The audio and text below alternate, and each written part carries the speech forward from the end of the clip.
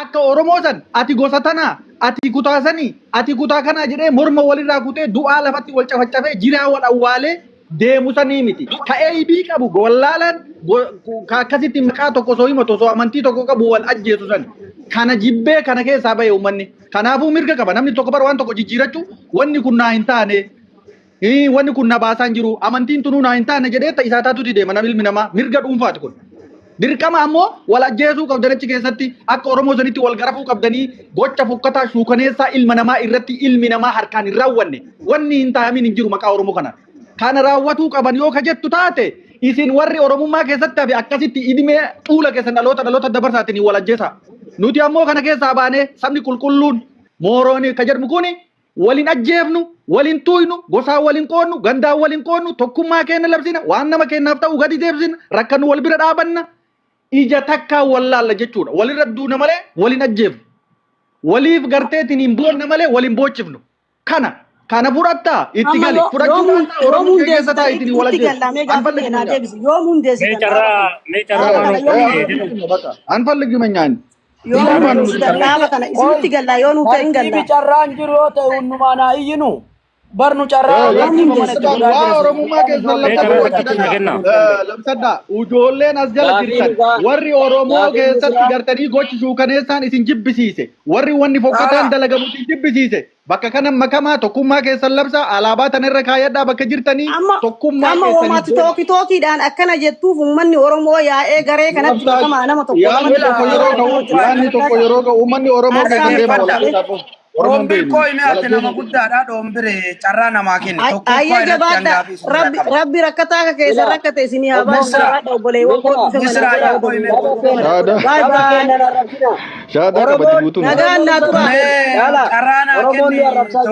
Oromoo saba keenya narrabsina wallolla yoo taate wallolla saba keenya narrabsina Oromoo miidiyaa miitti qabadhati ufillee bacbac injiriin akka ijoollee daa'immaatti nama guddaame ijoolleen Oromoo nu kabajaanu miitti qabadhu namni nama arrabsaa hin jiru tokkoffaa irratti gaafii isin biraa qaba qoy gaafii kana gaafadhee bu'uu deeman isinirraa bu'a tokkoffaa angaafiin isin biraa qabu alaabaan kalee Oromoon harma muraa aanoleef harma muraa calanqoo itti wereeddee Jawaar Mohammad biyyatti nyaataa dhugaatii dhoogganii biyyaa buqqisaniif maal isinitti balleessitee alaabaa addaa baaftanii hamilee alaabaa keenya ka Oromoo ka dhiigaa san dha'uuf alaabaa kana fiddan tokko sun achitti hayaata inni lammaffaan ati eenyurraa baatee eenyurraa dhalattee eenyu keessa guddattee eenyu keessa jiraataa Oromorraa baatee afaan addaa afaan Oromoo gabroomsuuf yookaan afaan Oromoo huqqisuuf Oromorraa qoodamtee kophaa biraatti baatee eenyu gabbisuuf afaan saba addaa uuma yookaan afaan biraa uumaa jetta lama sun achitti hayaata qabataa deeme barreeffataa jechuudha yookaan nama aklee qabu taate inni lammaffaan sa abbaan gaafa mure ormi kokkee muraa jedhan Oromoon jechuudha jarana tiktokariin abbaan tiktokaraa kaampaaniin afaan ati Oromiffaan haasoftu Ingiliffa jijjiiree sarchi godhee ilaalaa jira afaan ati Oromiffaan haasoftu Arabiffa jijjiiree sarchi godhee ilaalaa jira kanaaf carraa nu baasaa jirtanii hulaa diinaa nu saaqaa jirtanii nu gaafa Oromoon isin amma hadha xiqqaadha yoo hadha namni 200,500 Oromoo keessaa hir'ate nu huqqiftanii isin kenna wantoonni akkanaa kun ilaalcha badaadha waan badaa jalqabdanii Oromoon isinirra laalee parsantii wayyoo asirraa qoodame diinni karaa kanaan nu argata hara nutti galfata ormatu nu seena siigalee wantoonni tokko marfee ta'ee si seenee maarashaa ta'ee si keessaa ba'a gaafa lamma irraa gabbuutee asirra waliin deebisan qoroma leeyo qoraalee maal ta'e mee caala Ombir jechuun ombir marraa wasii nama biraa Oromoon mee biyyooti rakkabii carraanuu kenni bakkaan kana booda naasa'u Oromoon maana buutan maan haadha Oromoon maana buutan saba keessa carraanaa kenna gaafii babbareeda kaasee nu hirriftanii nu ajjeesanii gaafii isaa deebii warri Oromoo kabajaadhaan hordofaas jalatti sabni keenya yeroo takka ragataa dhiifamaa wajjin laal yeroo takka piliis yeroo takka rabbiin isin qabee laal waniin isin jechuu barbaadu Yo Oromo hin barbaanne hadaraa Rabbi afaan Oromoo hin dubbatina. Maaliif jennaan namni Oromoo Allahu Akbar. Yaa Muhammad Bayan namni tadhaa qoyi. Rabbi sodaadha afaan keenyatti hin dubbatina. Illoo namni tadhaa. Hin barbaadanii min hin barbaadani. Hayyee dubbadha. Muutii qabat yeroo takka lammaffaa. Lammaffaa hogga namni tadhaamee obsaa gaazii yeroo takka rabbumaan isin qabee carraan naaf ganna wayi. Maal taata laale lammaffaa waa lamaan isinii dhaama. Tokkoffaa afaan Oromoo hin dubbatinaa dhiisa. Lammaffaa maaliif afaan Oromoo hin dubbatinaa jedhee afaan Oromoo dubbataa Oromoo irraa alatti Oromoo keessaa bahee baatee gaafa an Oromoo miti nuti saba biraati jettu afaan Oromootiin haasawaa saba kan xiqqeessuu fi arrabsu jaama. Lammaffaa yogga waa beeksifattu afaan Oromootiin hin barreessin barreeffama kan kiyaarootti uummatu. Gaafi na tena deebisa. Maama Bayaan gaafi na deebisa. Obsa gaama kamtu na deebisa obsa sin. Erga kas taate isin Oromooni maaliif waliin dhibne maaliif kabaja waliin kennine. Nuti akka saba qoraaliyootitti saba qoraaliyoo taane isinirraa achi baanee jirra. Isin maaltu isin bochise? Isa kana tokkoffaan kana. Inni biraa nuti akka saba kanaatti kan moggaafanne akka biyya Arabaatitti ijoollee biyya Arabaatitti baate keessa tokko warra biyya biyya keessa. Nuti sabni qoraaliyoo sabaaf danda'e ibsan danda'anii jirra. Amma guruppii guutuu jaarannee jirra. Afaan addaa moggaafannee jirra. Afaan addaa fidannee jirra. Afaan keessan hunda lafa isinii kaa'uudhaaf qophii tumarree jirra. Isiniin deebisa. Oromoon irratti hojjetan Oromoon saba qoraaliyoo kana ni jaalata. Please Stephen deebisa. Hayyee deebisa. Mee obsi Ombiiri qoy gaaffii caalaa kanan deebisaa fi qoy. Laal caalaa. Caalaa. Aboo qoy nan deebisaa fi boreessa. Nan deebisaa fi obsi. Jarrummaan haasoftuu dhiisi jarri tartiiba namaa kennuu hin beeku. Tartiiba qoy nyaanaa deebisaa fi gaaffii caalaa kanan deebisaa fi obsi. Laal. Dur Oromoo biicharraa miti obboleessa kiyya qaali. Walloloonis gosaa waltumuunis wal cafaquunis gaafa gartee zabana nabii keenya alayhi salaatu wassalaam OC fi eenyu jalatti na barreessaa gaafa zabana ergama rabbi sana alayhi salaatu wassalaam walloloon gosaanis gartee walloluu inuma jirti garuu araara jidduutti bu'aama malee obboleessa kiyya qaali dhageesse araaraatiittu jidduutti bu'a inimaa bakka gartee Oromoo jibbanii alaabaa Oromootillee jibbanii afaan Oromootillee jibbanii irraa achi baan kanatti yoo waltumanii wal cafaacafanii araara wal jidduutti buusan irra gaariidha siin jechuu barbaadeet tokko kana. Kan lammaffaadhaati. Kan lammaffaadhaati. Muhammad Nabi Hadis dekat Muhammad Bayan waa gaafadha. Assalamu alaikum Muhammad Bayan. Waalaikum salaam. Waan amma irratti namni duruu wallolaa jette zamana rasuulaallee. Zamana rasuulaa san keessa namni wallolleen araarama. Wallolanii araaramu kana rabbiin hin barreessine ta'a Oromoo gaafsan. Wallolanii jiran OCB fi Hazrat gosa jaamtu jira. Sanin jenne zabana san dhaggeeffadhu gaa nuti gosa kanaa miti janii laalaal obboleessa hin faamnatillee ammallee zabana san nuti gosa kanaa miti janii saba isaanii hin jibbine saba isaanii irraa buqqaaneen siin jedha obboleessa yoo gosa wallolanillee walitti araaramanii walitti fayyan waan ta'eef araarri isaan jidduutti bu'ee jira. Kanaaf afaan arrarraa kaasee ammaan tanaaf laal hin dubbatinaa namni alaabaa Oromoodhaa nuti Oromooti jettu nama laal afaan Oromoo hin dubbatin. Miidiyaa.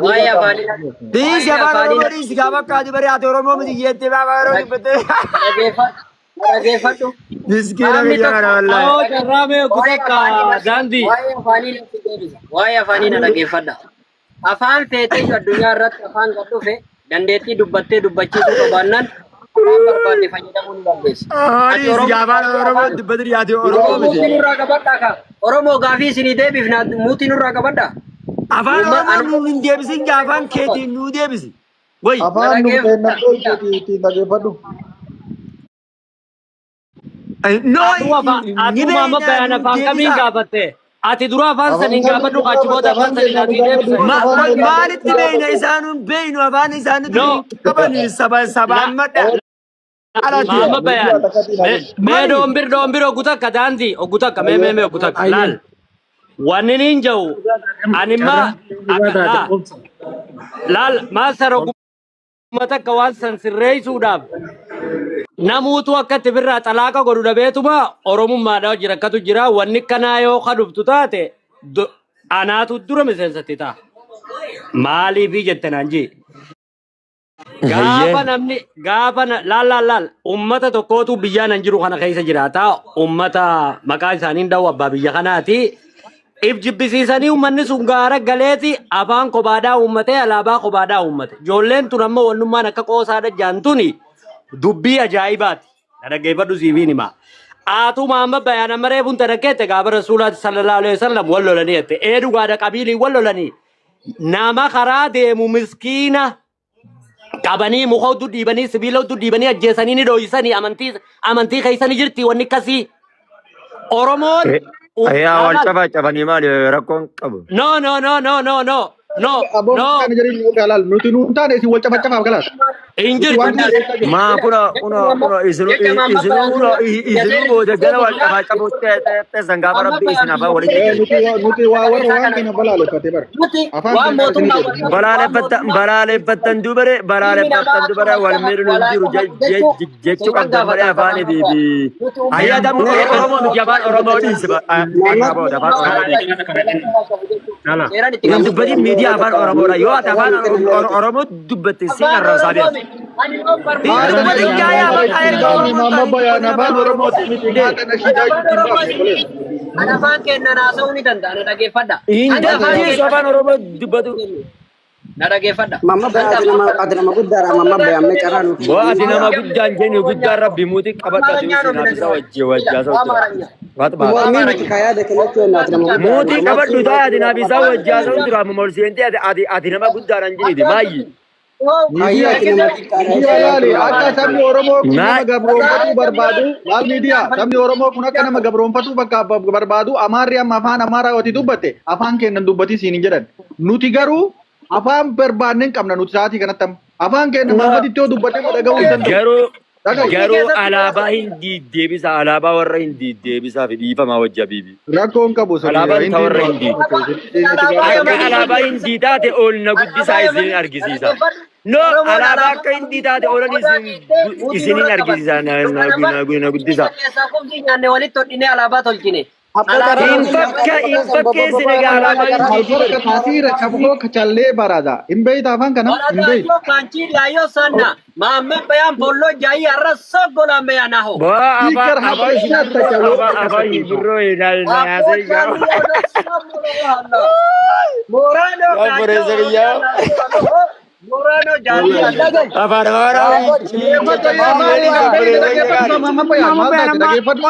amma cam media dan neka amma bayan ma sai shi amma sai avan kenya nasin jette mere a sai shi afan amma wali gallu tirabale video avan kenya gise kajara nar afan kanalle himbe kan afan kanalle lafa fudan obris afan namma so kan garus alaba buranne avan miti al media itu main beita Araba di selama Araba ini mau bisa alaba Mata guracha onyon jedu sani wallahi aba murasani Ilaina.